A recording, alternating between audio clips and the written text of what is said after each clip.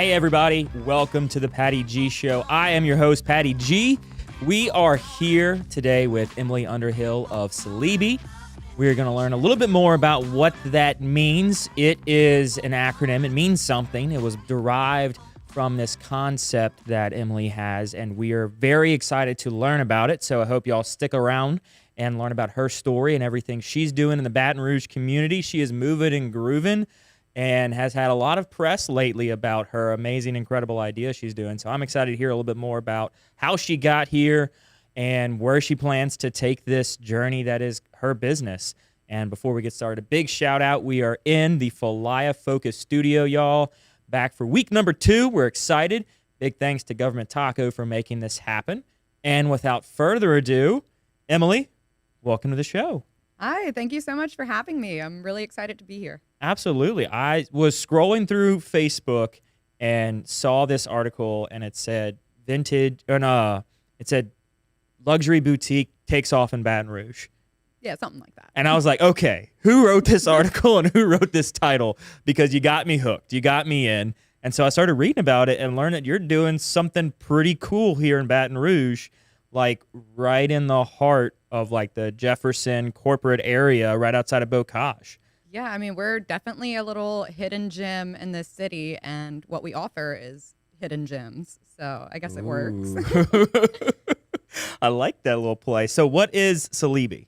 So Silibi is a luxury vintage boutique. We are an appointment-only showroom as of right now, but hopefully in the future, I want to be able to expand to have more of a, public-facing space instead of just the appointment-only showroom. That's where we're at right now, and my specialty is vintage couture, but really anything cute and vintage that's high quality and sparks joy ends up in that showroom. It is really highly curated. I mean, it has to be something I'd like or I'd wear to even make it in there. And I source everything myself. There's pieces from New York, Miami, London, Italy, all over the place. If there's a place that sells stuff, I'm over there trying to buy it, Okay, so you're sourcing goods from around the globe, basically. Yeah, I'm actually waiting on a package from the Ukraine right now. Interesting. How did we get here? I mean, how does one wake up one morning and say, you know what, I'm going to shop the world. There's no such thing as location mattering. I'm going to shop the world for secondhand, second used. I don't know what the technical term. Pre-loved. There it is. To call it. Pre-loved luxury items and sell and resell them here in Baton Rouge. I mean, how do we get here? What kind of a kid were you? Let's start there. It definitely wasn't an overnight journey, but I feel like it did start when I was a kid. I was always exposed to the world of like secondhand goods and merchandise, whether it was my grandma taking me to the thrift store just to, spend a Sunday morning looking around, or, my dad having me help him box up like computer parts that he would repair for eBay and send them off around the country. So I kind of always knew that there was a market beyond just the local market and people buying and selling stuff all over the place. And I mean, even when you see shows like American Pickers, I mean, they're going out to the middle of nowhere states to find the most incredible stuff. And I like to think that's what I do, just make it fashion. Right. And you're going to places that, I mean, I've never even heard of probably. Next month, I'm taking my camper van to Arkansas for a long weekend of estate sailing up in like Little Rock. So, I mean, like just going different places and making a buying trip out of it. And that's where you find the interesting things. So how do you hear about an estate sale just weekend in Little Rock? Oh, there's websites for that. Literally, estatesales.net is probably what you want to look at. And that's a big secret. Wait, that's I'm giving a thing? out. Literally, there's a website for it. There's a website for everything. I know there's a website for everything, but like estatesales.net, like I would it's never. That simple. It's like, oh, where do you go to find estate sales? Estatesales.net. That's it. That's interesting. And so you just found like a string of them running through Little Rock, and you're like, let's go make a business trip out of this? I haven't even looked to see if there's any going on, but I mean, I assume there will be there every weekend in every city. So why Little Rock? There's a lot of retirees there, and the older you are, the further back your closet will go. So that's kind of my thinking with that. Like, the stuff that would have been in my grandmother's closet, that type of stuff is what I try to go for. It's like grandma chic. Grandma chic. Okay, look, Like this I've is found some I'm incredible pieces in the closets of grandmothers, you know? I mean, like well, they keep everything, right? 1950s ball gowns made out of silk and just stunning things. Yeah. Yeah. If you're a hoarder for clothing and you started buying nice women's wear in the 40s, 50s, like hit me up. So, so like, do you remember a point in your life where like you knew you wanted to do this with clothes specifically? Like, Yeah, I mean, I'd been collecting vintage fashion for ages because I've always loved and appreciated the art of dressing and the art of the clothing. And you know, growing up, especially as a high schooler, like I couldn't afford to go down to New Orleans and march in the Saks Fifth Avenue and go on a designer shopping spree. But you know, I'd find little pieces here and there online or you know, in a consignment shop, just random places where you come across it, and I'd get those little bits of luxury, and it you know, kind of made me feel a little elevated with a pep in my step. And it's beautiful, old quality pieces. And, you know, maybe it would be a Versace silk scarf I found in like a thrift store in New Zealand for $5. And, you know, you go home and you realize, oh, well, this is really worth like $500 and I got it for such a deal. Like it feel little things like that. So I'd been collecting for a while. And then whenever COVID happened, I'd actually been working as a shopping guide on board cruise ships. So, you know, I'd how do you land that? Hold on. Wait, a shopping guide? That's a thing? Yeah, that was my reaction when I first heard about the job too. I was shopping like, guide on a cruise ship. yeah, sickest job I ever had. Benefits were great. I mean, free housing, free food. Yeah. You know, you don't clean. There was a maid that would come make, like one of the cabin stewards would come make my bed every single day. I got free dry cleaning. Didn't have to do my own laundry. And every day you're waking up somewhere new. And most days I was taking people shopping. So I mean, I had an absolute blast and a half. Wait, they did their laundry for you? Did your laundry? Well, that was only because I had like three-stripe officer status. So that's kind of officer privilege. How do you get?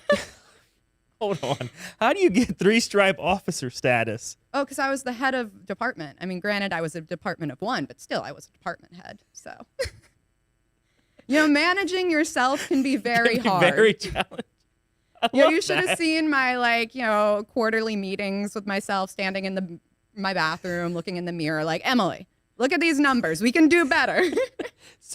All right. So you're a crew of one, a department of one. You got your three stripes. How did you get the job? Like, how did you hear about the job? I heard about this job right here in Baton Rouge, Louisiana. So, in between my semesters of going to fashion schools in New York, I came home one summer and managed to find a fashion internship here in Baton Rouge, which I was not anticipating finding. Wait a fashion internship in Baton Rouge. So you came from fashion school in New York. Yes. To Baton Rouge, Louisiana for a fashion internship. Yes. Most people would see that as a step backwards.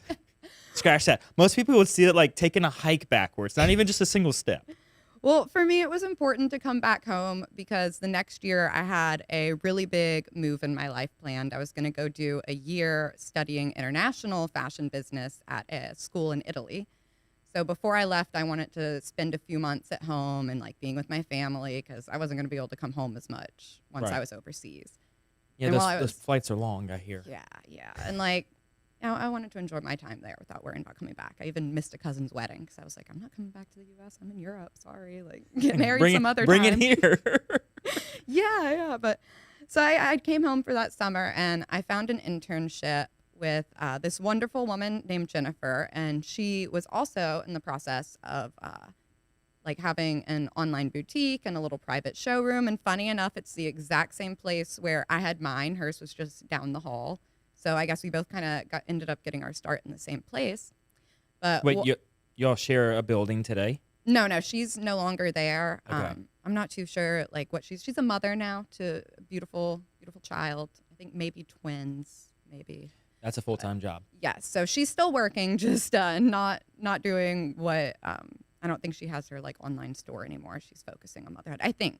But we are in the like I'm in the building that she used to be in where she got her start though. So it's interesting how that came full circle. Yeah. But that summer, one of her friends came in and we got to chatting and she's like, "Oh, well, you're into fashion. You like to travel. here's my card. Like, I used to be a shopping guide. And if you're interested in that, and she told me what it entails, like living on a cruise ship, going all these places, helping people buy diamonds and watches and leather jackets and Italian gold, like all these fun things. Like very high-end goods. Yeah. And I just was like, yeah, okay. Like, I'm sure this is a job. Uh-huh. Yeah. And you got me. That's a good one. yeah. And 2 years later, I held on to her business card, called her up and was like, hey, so I finished college and I just really feel like sitting in a cubicle at Macy's being an entry-level buyer is not the job that I want. Tell me more about the shopping guide thing. And I ended up like going through their whole training and recruitment process. And first ship I sailed on was with Holland America later that fall after graduation. And so they only have one person on the whole ship to help with it. One person per cruise ship, and pretty much all cruise lines have a shopping guide. Okay. Like, is it a big thing? Like, do a lot of people use the shopping guide? Yes. So you were like, it was like a full-time gig. Oh, You weren't like sitting around enjoying the balcony. No. You were like, I'm working hardcore. doing seminars, going over all our different ports of call, what they're known for, where the best place to buy, what they're known for is, and giving like a bit of history about these places. Like, it really was a lot, doing desk hours. And then I would bring people shopping back on board. Because like if you're in Nassau and you just bought a $20,000 diamond ring, you don't want to be walking around with it while you're going to Senior Frogs, get a margarita, leave it on the table. Like, no, I can't imagine you'd want to walk around anywhere with that except from the store to the boat. That was one of my jobs. I guess that was the more like, I thought it was like the more dangerous part of my job would be walking back through the streets of whatever port we were in to the ship, carrying like tens of thousands of dollars worth of other people's shopping. And like sometimes, if I was feeling a little like sketched out, because I feel like some of these people in the port, once they got to see me a lot, they knew me. They're like, oh, she's the diamond girl. So I'd have to get the security from one of the diamond stores to like escort me back to the port entry, because I'd have like, $100,000 worth of jewelry in my backpack. For the customers. I wish it was mine. Right. That is incredible. Like, A, I didn't know that existed. And B, it sounds like you became the person for the cruise line to just go around shopping with these people. I mean, A, how did you get out? How'd they let you? Oh, really? Yeah, well, so you were doing this all the way up until COVID? Yeah. I was on a Disney cruise ship. I was working as a shopping guide on the Disney Dream whenever COVID hit. And initially it was just supposed to be a 2-week pause. And my managers were like, stay on board. It's only for 2 weeks. And I was like, I'm just going to like bop on over to Louisiana. And, if we're sailing again in 2 weeks, I'll fly back. And I'm so happy I got off that ship when I did, or I would have been one of those poor souls who was like stuck out at sea, just floating around for like 4 or 5 months because no countries would let them in, So where was the boat docked? I was sailing out of Fort Lauderdale at the time. So you flew back from Fort Lauderdale to Louisiana. I did have some friends, though, who were not as lucky as me. Also, like American citizens working on cruise ships. And she was like a former Miss Iowa, like an American beauty queen, American to the core. And she got stuck out at sea for months outside the port of Los Angeles. And she kept trying to come in. And they're like, nope, sorry, you're a seafarer first, American second. And so she was stuck at sea for like 3 or 4 months. The United States wouldn't even let her in because they're like, so is she back now? Oh, yeah. I mean, this was in 2020. But because of COVID, I just ended up like not going back to sea. And I was like, well, I need to do something. I don't know when the cruise industry is going to pick up again. So I took a little sabbatical, built out a camper van with one of my cruise ship coworkers, like my best friend who I met on cruise ships. We drove around America for 6 months, going to some national parks. And then when I got back, I was like, okay, now what again? Like, all right, that's done. 6 months later, that's done. And so I had kind of realized while I was on the road, like I wanted to do something with vintage, and I wanted to do something working for myself. And I'd started buying up like costume jewelry because that's what I could fit in the van. I couldn't fit a lot of clothes in a camper van. Sorry, what's costume jewelry for those that may not be aware? Not fine jewelry. So not sterling silver, not 14 karat, just costume jewelry. So like stuff that'd be worn as costumes on sets? No, like this would be considered costume jewelry because, I mean, it's a brooch and it's really nice, but it's not fine jewelry. If this was all gold, this would be like a $15,000 brooch or something, Got it. Okay. Yeah, so just nice jewelry. So like a step real. down from the top. Yeah, but still really nice, Gotcha. Yeah. So 6 months. How did you learn how to redo a camper van? Let's start there. YouTube. I love that answer.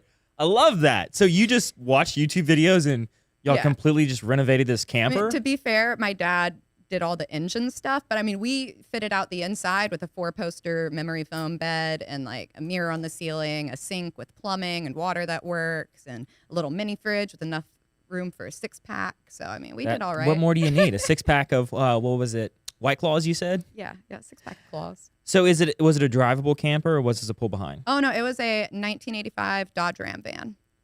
Oh, so it was a van life. Oh, yeah, van life camper. Yeah. Okay, that so kind of camper van. Vintage clothing and vintage vans. Oh, yes. It's a very staunch van as well. Her full name is Ivana Van Dutch.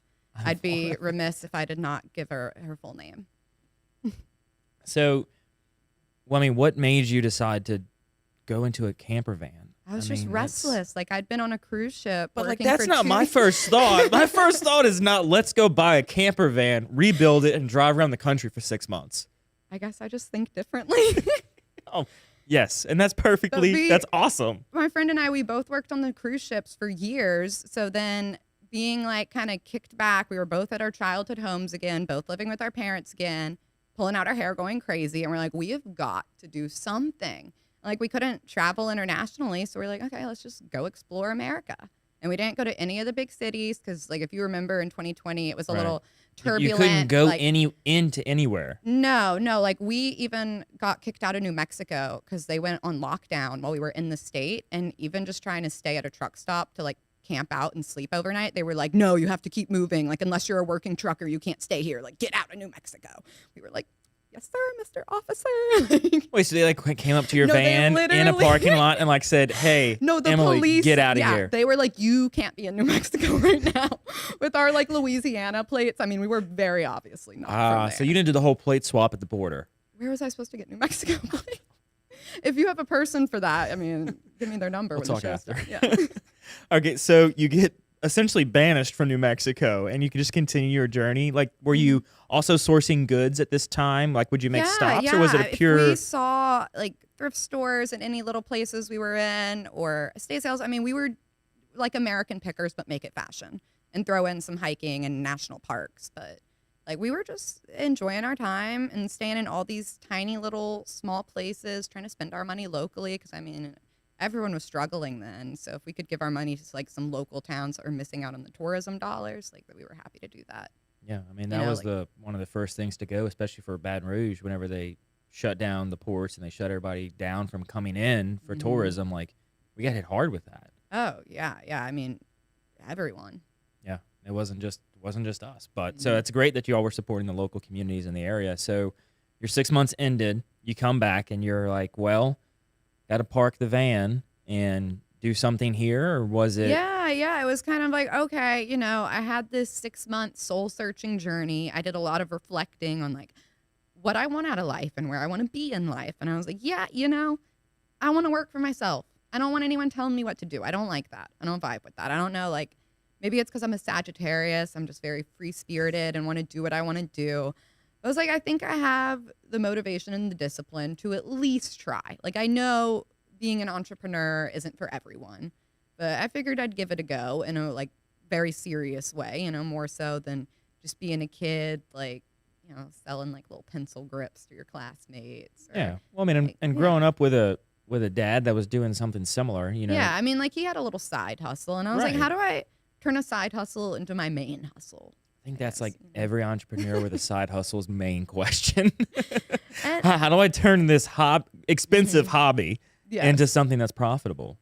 I mean, luckily, I was in a place with the pandemic where I had the free time. I had the resources because, I mean, no one was going out and spending money. Like, you weren't going out to eat. You weren't really traveling. So I was like, okay, like, I have an investment. I have my little nest egg.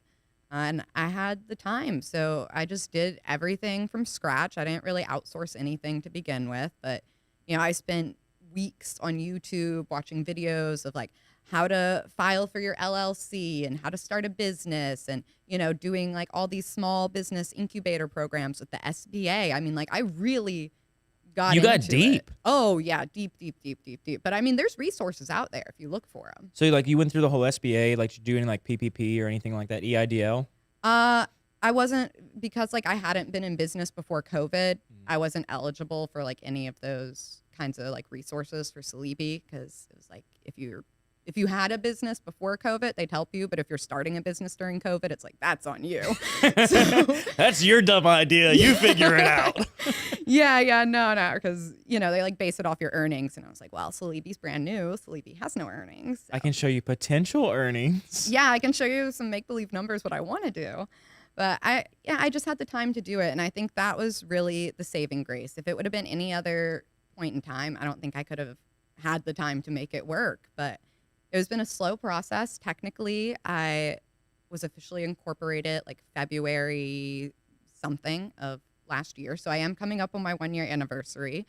But my doors for sales have only really been open, I want to say, since October was when we had our first like we're available to the public type thing. It was a pop-up at the Pink Elephant Antiques. I know exactly where Yes, that is. love it there. They have been so good to me, and they were the first ones who kind of gave me a platform outside of my showroom to go do this pop-up and get involved with the community. And after that, I was kind of hooked, and I try to do at least one pop-up a month. I have one coming up this Saturday, actually, with local pop-up at Electric Depot.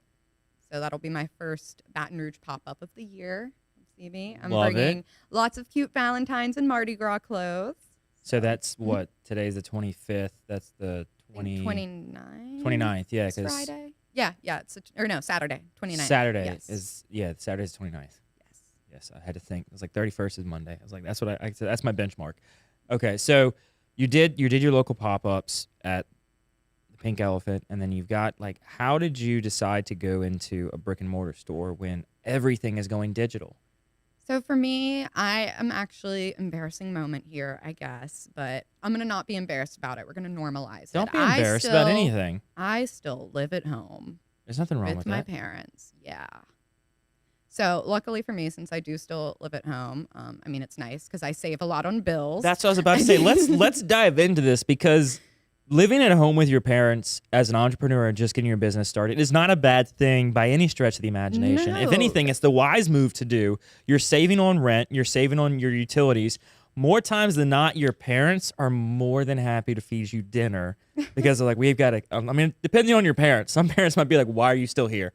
Other parents, like, I know my parents, if I was like, hey, mom, we're going to come back and live, me and my wife and the kid, we're going to come back and live for a year. They'd be like, okay, great. We love it. You know, we'd love to have you back in the house. So if you're an entrepreneur getting your feet off the ground, living with your parents is probably one of the smarter moves to make, because that is saving your fixed costs per month. And if you don't know what fixed costs are, hit me up. Let's chat. Yeah. So you're living at your parents' home wisely.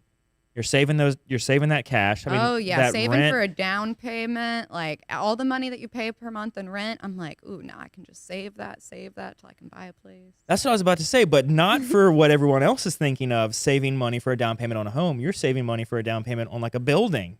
Yeah, ideally. I mean, my dream property would be one like multi-level where I could live on top and have my like showroom on the bottom. You know, like a 30-second commute to work. That'd be cool. I mean, we're in a real estate app studio, so I think Suh-Li can probably help you out with that. Yeah. Like I like the kind of downtown properties. You know how they have a lot of law offices that look like houses? I think they originated as houses. Yeah. So I mean, that's what I would like, a little multi-level thing where I could have a something showroom on something the on bottom. government that's within like a commercial zoning, but it's also like you can live there. Yeah, like split level or like a duplex kind of situation. I think that's a great idea. But that's what I would like, because I do like my showroom to feel really cozy and home-like. I want people to feel like they're home when they're there. I love that. I wouldn't want like a very like sleek, modern, like I like That's it to be not your image. No, I want it to be like cozy and like your grandma. Yeah, I mean you're not selling 2022 items. You're selling your vintage items. Your I vintage feel like they need to luxury be in a items. little vintage environment. Hopefully more at Absolutely. home there. I don't want to scare the clothes. Yeah, and then you can set it up as a business and have the business pay that business rent, file it under your Schedule E as your personal tax return, and get some great tax savings. So, but you're in the process of saving up right now. So when did you open your brick and mortar store? I've had the showroom since I want to say March or April, but I did have to do a full renovation on it, like paint it, redo the floor, all of that stuff to get it showroom ready.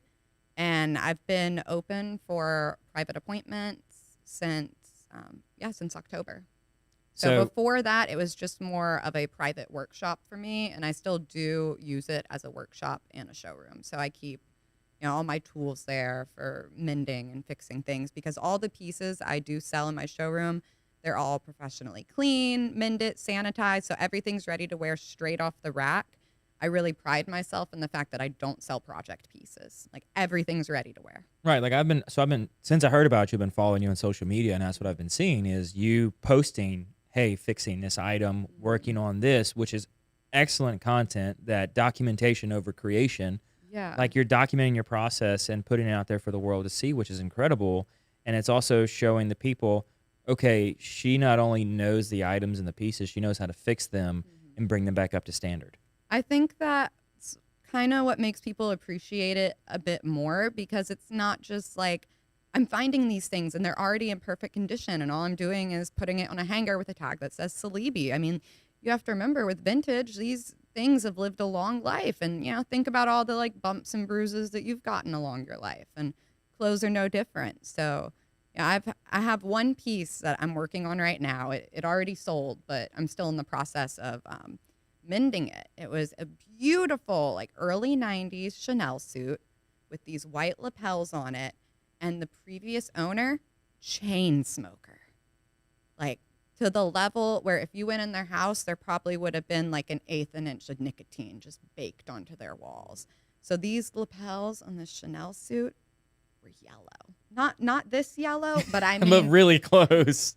Yeah. Like, if you have like a relative that's been chain smoking since they were 14, I mean, think of what their teeth probably, that's it, Yeah. just not very nice. And the time it has taken me to get these pieces of trim back to white, it's been weeks. And, getting them removed from the suit, doing that really carefully, because they were stitched on and they're going to have to be restitched on once they're done being cleaned. But, it's like a labor of love that goes into a lot of these pieces. But I'm happy to do it because they are things that need to be appreciated and shouldn't just be like forgotten about. And a lot of people, I feel like, with the age of fast fashion, see clothing as disposable. So they're not really up to speed on how to do their own mending or even knowing what can and can't be fixed. And that's something that I kind of want to like bring back and make people value more, is taking care of your clothes and knowing how to fix them and mend them, or at least knowing what can be done, and investing really in quality pieces. So you're not just, throwing things out, buying cheap made in China whatevers like every few weeks, because they fall apart like 3 times in the washer. Yeah, I mean, it goes to prove the brands in and of themselves with the fact that you're taking these pieces that are for the 90s is now 30 years old. Yeah, if you're born in the 90s, you're coming up on your 30s. Remember that. So for those pieces in the 90s, and they've made it 30 years. I mean, I've got some jeans that may make it a year. Like, Yeah. it's all worn out and it's all just worn to nothing. And- Whereas these items are like, you're giving them a second life. Yeah, and you just don't see that kind of quality anymore. But my thinking is, like, if I find this piece and it's, 50 years old and still in good condition, if you take care of it, there's no reason it shouldn't last another 50 years. Yeah. And they just don't make anything to that same production standard, because now, instead of selling quality pieces for a higher price that they deserve, it's all about turn and how many things you can sell and how quickly. And that happens when they price it really cheap and 70% off, and you see that in the store and your brain just starts like 70% off, and suddenly you're buying stuff that if it was full price, or you would never even consider getting. And like the research behind this as well, just the way that we've changed our consumption patterns in recent years, like compared to what our grandparents were doing, the size of closets and the quantity of pieces in them has more than doubled. Like, if you think about it, back in the day, people took such good care of their clothing because it was expensive. It was hard to make. Maybe back in the day, if you were a businessman, you had like worked in business, you had 2 suits, one pair of jeans for the weekend, a couple tops, a good pair of shoes, and like a knock around pair of shoes to mow the lawn in, and like that's your wardrobe, you know? And today, just because like the clothes are so cheap and so easy to get, and the media and advertising and all these brands and fast fashion companies keep pushing this trend cycle that gets faster and faster and faster, it has us consuming at a rate that has never been seen before. And I think that's a problem in society that needs to be addressed. And I think one of the ways that we can address that is just by making more conscious choices when it comes to our wardrobe. So only really buying the things that you need that have a place in your wardrobe, and thinking about that when it's on the rack. Like, do I need it, or am I buying it because it's cheap and on sale and super trendy right now? And, you know, like, do I need to throw this shirt out because it has a rip in the armpit, or can I bring it to the seamstress and get it sewn up for like $5 or $10? So it's about making those conscious choices. And then also, when you can, shopping secondhand. And just because you're shopping secondhand doesn't mean you have to give up style either. Yeah, I mean, it's the same reason you said. You're either having people that were fashionable that no longer can fit in it, or their grandparents are saying, you know, I'm not going to wear this again. Give it to somebody who can enjoy it. It's from a time when I was younger and I enjoyed this type of fashion. It's nothing, by no means is there anything, you know. I think that secondhand shopping for some people is like, oh, I don't want to secondhand shop. But it's like, it's very sustainable to secondhand shop, and you get some really good items. Like, they've got a big national brand that's doing a great marketing job of that. What is it? I'm sure you know what it's called. The Real. That one. Yes. That one. Yeah. They are publicly traded, and they haven't been doing too hot lately, but but it's like it's becoming a thing. Like it's starting to get talked about more. The secondhand fashion market is supposed to grow like tenfold in the next 10 years. It is going to be a giant. And I truly believe that shopping secondhand, shopping pre-loved is going to be the future of fashion. Because with all the problems in the global supply chain and, you know, all these labor issues coming to light, like, you know, the women and children who are working in these factories overseas, making these items, because a lot of stuff's made in factories, but most clothes are still made by hand. Yeah. So, you know, you see a shirt being sold for $5. How much of that do you think is actually going to the person who sat there and made it? Well, and another thing, You know? with supply shortages, right? With people having a very difficult time to get their hands on anything because things are locked up in ports, they're just not making it here, whatever the reason may be. Having your secondhand shopping, doing it locally, buying some Even better. And like, it's even better because it's here, it's in store, you're ready to get it. You don't have to wait for it to come across the ships. You don't have to worry about, oh, is it not going to be here if I ordered online? Like, you can go in the store and get something that's local right outside your neighborhood. And you're going to be able to find so many of the same brands you love. Like, I'm in the thrift stores all the time, digging through the racks. They have your Talbots, they have your White House Black Market, they have your Urban Outfitters. Hell, they even have Shein if you want to get those super trendy Shein clothes, but not actually get them from China and like support the fast fashion industry. That stuff is already on the secondhand shelves. You know, it's not just old clothes there, it's new clothes too. They have Polo Ralph Lauren, they have Michael Kors bags, like Coach bag. I got a Coach bag at a thrift store the other day for like $40. Beautiful white leather Coach bag, $40.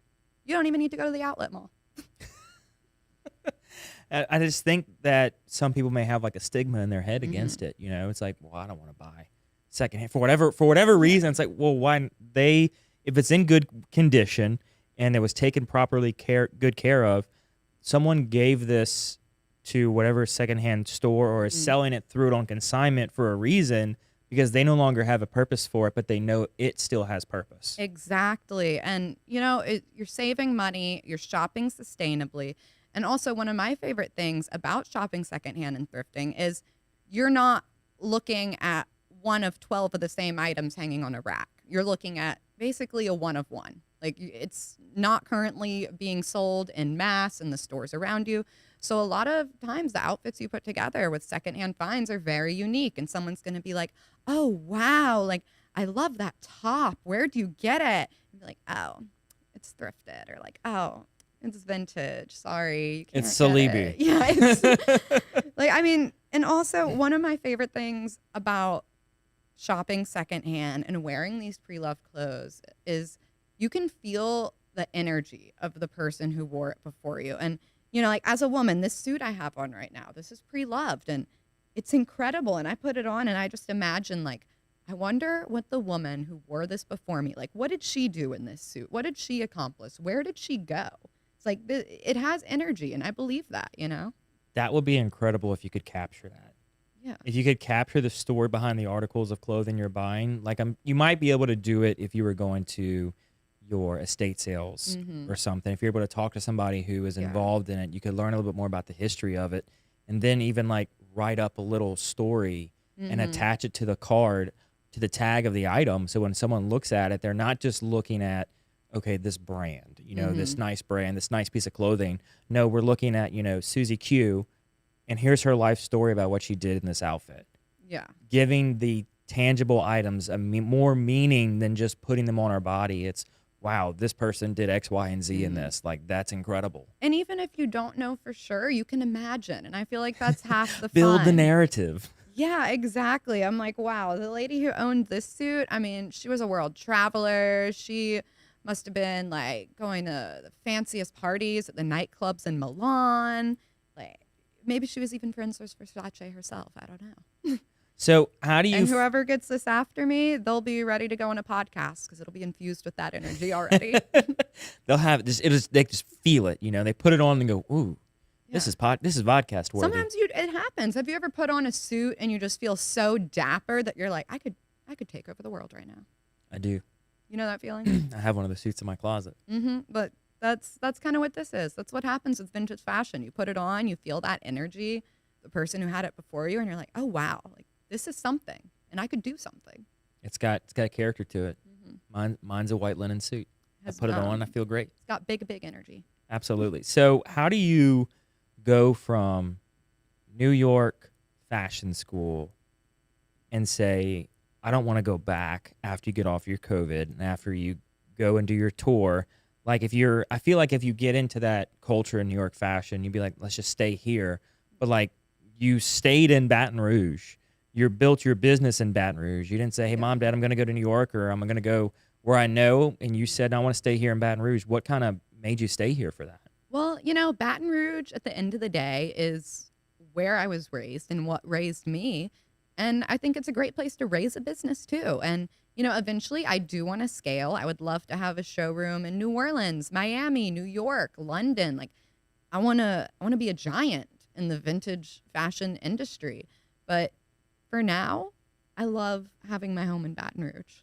And I do think it's a great place to start a business. It's a very big, small community with supporting locals and very down to earth as well. I feel like there's really not a whole lot of hoops to jump through to make it here in Baton Rouge. If you just put in the time and energy and are authentic to yourself and with your business, people here recognize that and they respect it.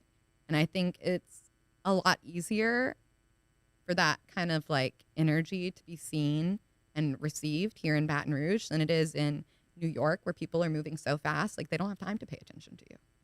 It's true. They just got to get from point A to point B. Once you are kind of like involved in that scene in New York, I feel like you can come and go. And once you're back in there, it's like you never missed a beat. And when you leave, it's like nice and relaxing. But I mean, while we were sitting here waiting for this to start, I got an email inviting me to a fashion show in like next month for New York Fashion Week. So, I mean, I may be in Baton Rouge, but that doesn't mean I don't still have my pulse on what's going on up there. Yeah. I mean, you have to, right? You have to know what's happening. I got to know what's happening everywhere. That's like that's a full-time gig in and of itself, is just being aware of the trends and what you got to look for. Yes, because especially with trends, what you may not know if you don't keep up with fashion is that trends are cyclical. So, give it 20, 30 years and whatever was in style back then is going to start being drawn for inspiration for what's going on now. So right now we have a huge like Y2K fashion movement with, people doing like a little 90s, little early 2000s. Think of like all the early 2000s pop stars, like the low-rise jeans and like little butterfly tops. I mean, even just the vibe of that's coming back right now. So even like with the style of wearing vintage, it still helps to keep up with the current trends because it's like, okay, well, if Y2K is popular right now, I'll go and find some original early 2000s pieces. So you can do Y2K the real way with real Y2K clothes instead of going and buy like some cheap knockoff of the trend somewhere else. And a lot of times, I mean, it costs the same. Yeah. And you're able to find it and you know it's original, right? You know it's not a reproduction. Yeah. So keeping up with current trends still affects the vintage market. Like, for example, Gucci recently has been re-releasing a new collection of handbags using very old design motifs. It's a bag with bamboo handles. And they were doing that back in, I want to say, I think they've done it a few times, but I know they were definitely doing it, some of these bamboo handle bags. I want to say like in the 90s. Yes, in the 90s, because I know Princess Diana was photographed like carrying her little bamboo handle bag around. Very cute. But they brought that back recently. So I was like, okay, well, instead of, looking at these new bamboo handle bags for over like $1,500, $2,000, depending on the bag, I'll just go look at the vintage ones and buy up a couple of them before people realize that, oh, bamboo handle bags are the new it thing. And I'm going to be like, coming back. haha, I already have like 3 of them in my inventory of the original ones. Right, of the original ones that are OG hard to bamboo get. bags. Yeah. So, I mean, you could go out and buy a new one, or, I mean, you could get a vintage one and it's the exact same look, exact same trend. So even like the brands look back to their own past for inspiration. So I like to get those original pieces that they get re-inspired from. Yeah, I love that. So what is your experience from the consumer side? When a customer walks through Silibi, what are they going to expect? When you shop, Well, they have to schedule an appointment. Yes. To come to the showroom, you do need to schedule an appointment in advance because it is just me and I'm not always there. Sometimes I'm out running errands and just being a business owner. You're not always chained to your desk. Sometimes I work from home if I don't have any showroom appointments, but you got to make an appointment. And when you come in, it is like walking into, I like to say it's like walking into your grandma's living room. Because, I mean, I do have the vintage furniture in there, all the gold Baroque stuff. It's painted that really light pink color that, like, all of grandma's houses used to be pink, and, like, the pink bathroom. And you just get to look and have fun. Like, there are some really neat pieces buried in my racks. I have, $35 silk blouses mixed in with $3,500 dresses. So there's a little bit of everything for everyone. And if we don't have something you're looking for, like, I can find it. Yeah, you know where to look for it. Oh, I have my people. Yes, I have great suppliers. You have your people. I love have that. Great suppliers that I work with, and I have a great eye for things. So, like, if I can't find it, I can find someone who can find it. So, and how do you use people when you're looking at items across the globe, or do you actually kind of go there firsthand? And a bit of both. I mean, I am fortunate enough to be a dual citizen, so with England. So during the COVID lockdowns, I was able to fly to England and get into England and do some vintage shopping over there for a couple weeks. And so I have to ask how you got dual citizenship for England and U.S. Half my family is British. Okay. My dad just moved to Louisiana to work in oil and gas. So. Makes sense. Yep. Okay, we're good at that. So dual citizenship, you're able to go to and from. So, I mean, I do like shopping in person when I can. One place I really want to go shopping internationally is Japan. I've heard their secondhand designer stores are insane because they like having like really new, really clean stuff. So it'll have like one little scratch. Like, get rid of it. They have markets where they just have bins and bins and bins lining an entire market hall of like old Louis Vuitton bags and stuff. And I think like just because it has one blemish in it? Well, I mean, yeah. And some of them are old. Like, the leather handles will be like dirty and they're old. Yeah. And all it takes is like a little bit of love and attention. You can make it brand new. I mean, even you can get the leather replaced on them, or some people like the kind of patined leather where it looks more like a brown, like chestnutty instead of like really white and new. And that it happens over time. Like the leather ages, it gets a little shading. But yeah, I mean it's all part of the process of the aging. Yeah, they have good watches in Japan. Like, they just have a lot of really good used luxury items coming out of Japan, but I'd like to go there in person so I don't have to pay $30 shipping every time I order something from Japan. But that's it? It's only $30? Yeah. I mean, for little things, I'm waiting I on guess some for little watch things. links to Okay. come in from Japan for a customer I have who got a lovely vintage Gucci watch from me, but she needed some extra links. And the only place in the world I could find extra links for this very specific vintage Gucci watch was in Japan. So yeah, $30 shipping, and I don't think it comes in until like a week or two from now. And I've already been waiting a week. So Well, I would say that's Mhm. up to par with what I've heard of the shipping and the dilemma that's happening from getting stuff overseas to here. Mhm. So, do you also play as a designer or a stylist for Yes. individuals? Yes, I do. I have not really made my stylist offerings public yet, So but never I've mind, retract the statement. no. But like I do have a styling client I'm meeting with in New Orleans tomorrow. It's something I've been offering privately just to friends and family for a while now. I do want to make it something that I formally offer to the public, but once I have more of just like a grip on things in general with Silibi, and that's kind of like running itself more or less, then I Right. want to be able to like put a lot of my focus into the styling side and incorporating that in. So for now, it's just kind of like by request, a couple one-offs here and there. But I'm working to develop it into like a much more serious part of the business. Right, 'cause is there a big, and I'm sure there's a big market for it, but is there a big base of stylists, personal stylists in Baton Rouge? I know of a handful. Like literally, I think I could count them off on my hand. There was one who I shadowed before, a very nice lady. It was years ago. I sadly don't remember her name, but she was really cool, and we cleaned out a really big closet together.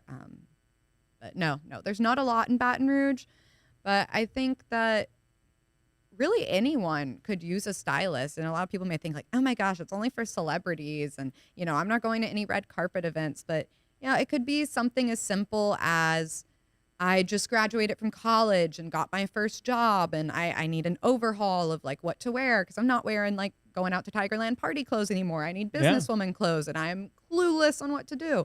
Like that's something that I've helped people with, is transitioning to like more professional wardrobes. Or maybe you just had a baby or lost a bunch of weight and you need to revamp your wardrobe. And even if you just plain old like don't have fashion sense and that and you're not scared to admit it, like I'm Look. clueless, I don't know what to wear, please come look through my closet and like make some outfits for me, or tell me what pieces are missing, help me build a capsule wardrobe, like a dozen or two good pieces that you can mix and match that are never going to go out of style, and things that'll last you a long time. It's all things I can help you with, and things that I do plan on being able to offer publicly is like a full on package to help with that. And there's event styling too, wedding styling. I haven't touched the bridal market yet, but it's something I'm looking into. I mean, all those markets are available. I mean, I've got Hmm. a friend of mine. He was asking, "Do you know of any stylists that style men in Baton Rouge?" I was like, "Dude, I don't know. No, I don't. I don't know of anybody that does that." I did read in either In Register or 225 that there's some guy in Baton Rouge who does custom men's suits and did one for this cartel affiliated Yes, guy. I saw that. So cool. I thought Very they looked cool. very dapper. Yeah, it was. I saw the suits and I saw the style that he was making, and I was like, okay, So I don't know I might if want he's one a of these stylist, suits. but he has style. He for sure has style. He knows what he's doing, and he knows how to make an excellent suit based on what I've seen. Do you have a suit from him? I don't. Would you like a suit from him? I would. I kind of want one too. You want to go get fitted for suits together? We're gonna go get fitted for suits. Look, I got this. We'll make a whole. I got it. We'll make a day out of it. We'll film some good content, make some TikToks. Mm-hmm. It'll be fun, Oh yeah. and we'll both walk away with good suits. I mean, I love a good suit. I don't know if he does skirt suits, but I mean, I'm not above some pants. I mean, the man's a legend in his craft. I'm sure he can figure something out. So you're starting to branch out Suh-Li-Bi and get it to that point where is it starting to run itself at all? Like, do you have employees, or where are we at in this process? I do have an assistant who helps me out with kind of like sorting through my inventory and my storage unit and helping me out with markets. So shout out to Erica if you're watching this. She's been great.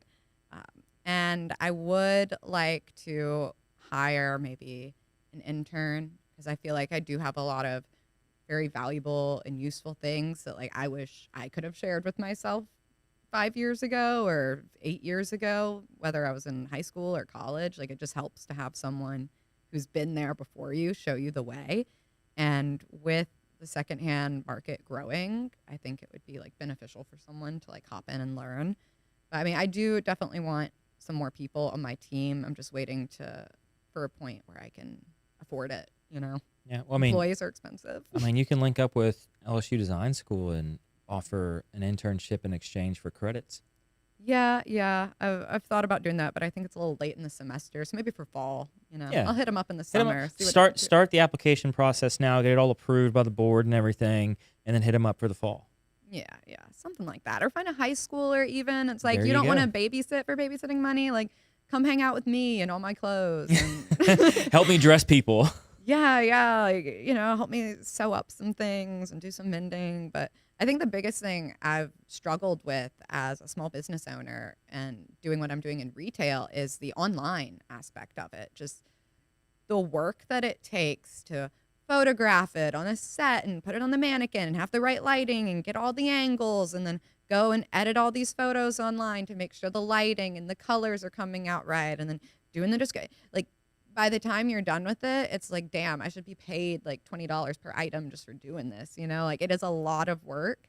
And I've been so busy doing everything else with like a lot of in-person sales and pop-ups and just like behind the scenes admin work. I haven't had the time that I would like to put more things on the website, photograph more things. But I am looking to work with a couple of different local photographers to get some photos done and, you know, get real models instead of just a mannequin, because I feel like you can really see the life in the clothes more when they're hanging on a real person. Oh yeah, and you can see also how they kind of fit and fall on that person. So definitely an online store is in the works. It is a huge goal of mine. Like, I have the Shopify, but there's only 12 things on it. Half of them sold at pop-ups in person. But it's coming. It's coming. I don't know when, but it will eventually, because I do want to be able to reach more of a global market. Like, I do love Baton Rouge and I do have customers and clients here, but you know, I also have people who are living in like Washington State and in New York, and you know, although they can just message me on Instagram and I can mail stuff, it would be nicer to have a website where they can just browse at their leisure instead of me just having to post things on Instagram stories. Yeah, it makes the business itself run a little smoother. Mm-hmm. And then at that point, you know, if I could hire someone to mail out packages while I'm out of town, but you know, it's all in the 5-year plan. Hey, that is a very strong 5-year plan. I think it's definitely achievable. Yeah. My goal is by the time I turn 30, I want to be driving around in a little Porsche Boxster. So I need some success to come my way. I have a lot of hard work to do.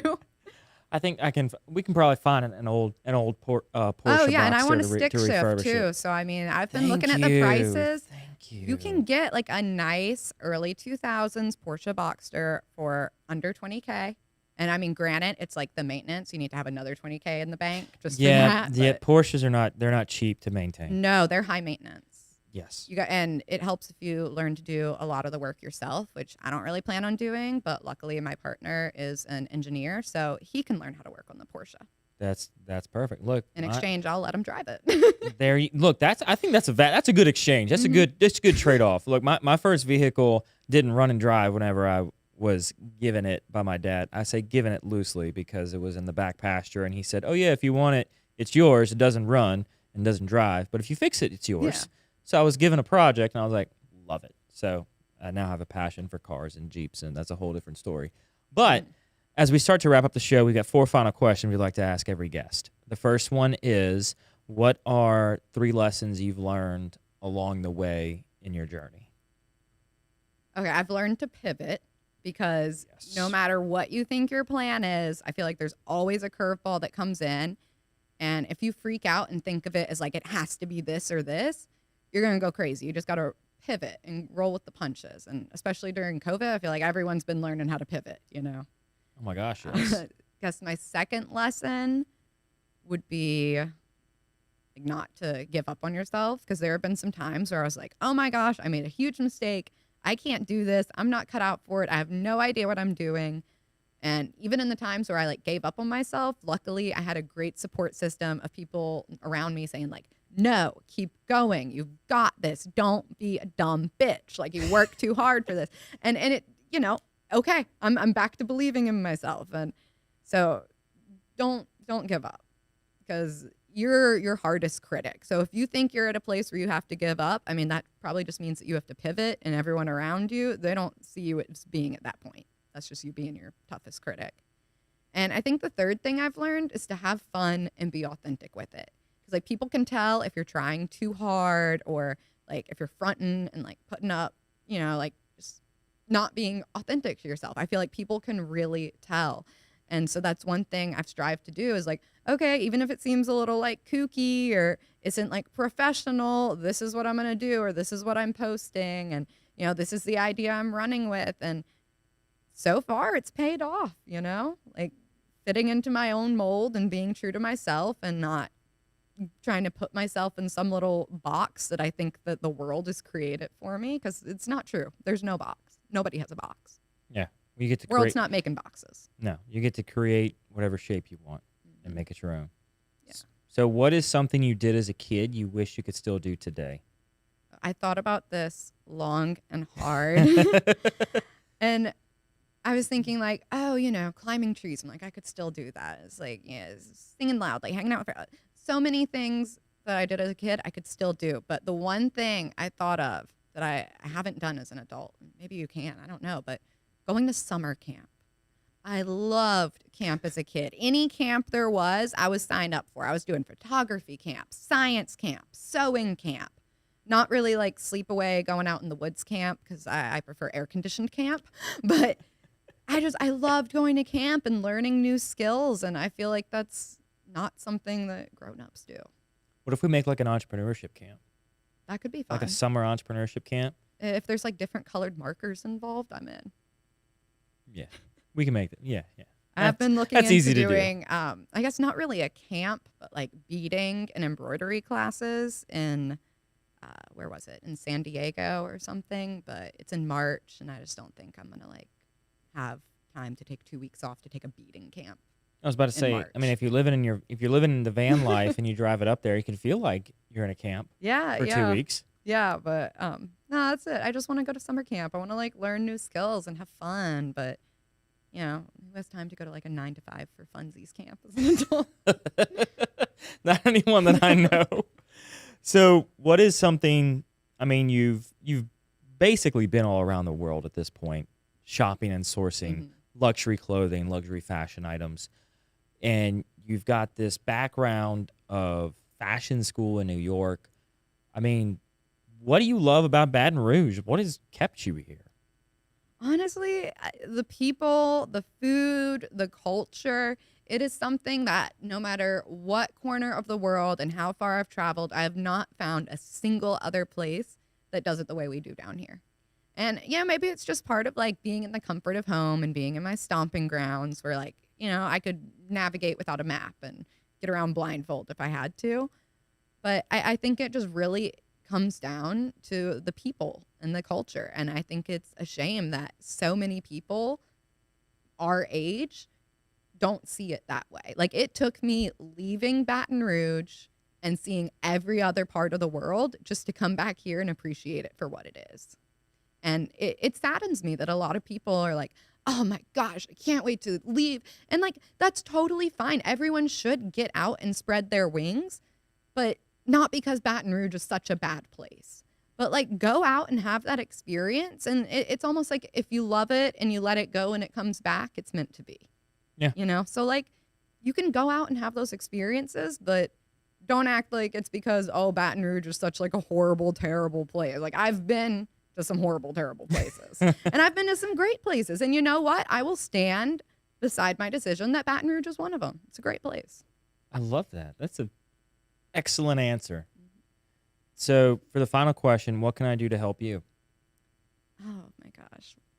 What can you do to help me? This is the one I didn't think of an answer to. But What do you need help with? Let me phrase the question. What do you need help with?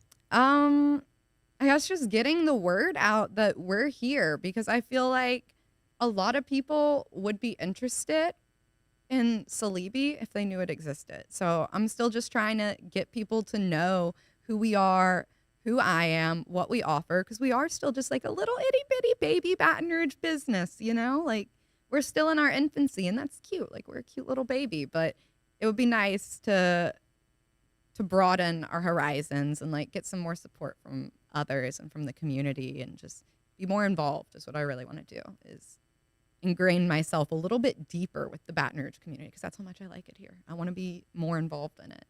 Well, So if you can point me in any direction to get more involved, the Baton Rouge community, I mean, that'd be great. that I will definitely do what I can on that front. So Now I feel like I've been gone for so long, I'm a little out of it.